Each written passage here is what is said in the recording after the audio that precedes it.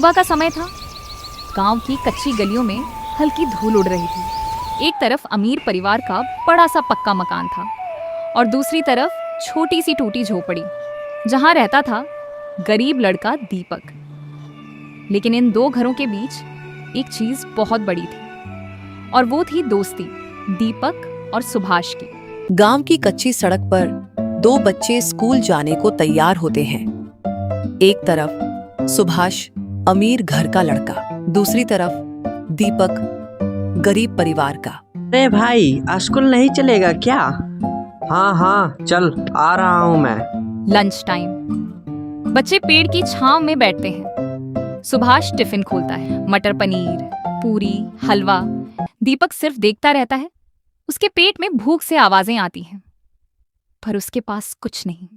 अरे यार, इतना कौन खाए, रोज रोज खाकर बोर हो गया हूँ मैं। वह चिप्स का पैकेट आधा खाकर झाड़ियों में फेंक देता है। पूरी का आधा हिस्सा कूड़े में डाल देता है। अरे सुभाष, फेंक क्यों रहा है? खा लेना। अरे रहने दे, रोज ही खाता हूँ, बोर हो गया हूँ भाई।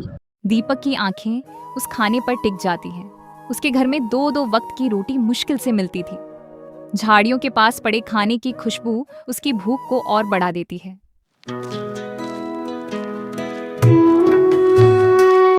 धीरे धीरे दीपक वहां जाता है, गिरा हुआ चिप्स उठाता है।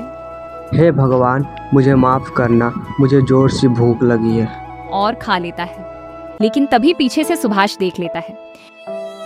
सुभाष की आंखें चौड़ी हो जाती हैं। उसे पहली बार समझ आता है कि दीपक ने खाना लालच में नहीं, मजबूरी में उठाकर खाया था।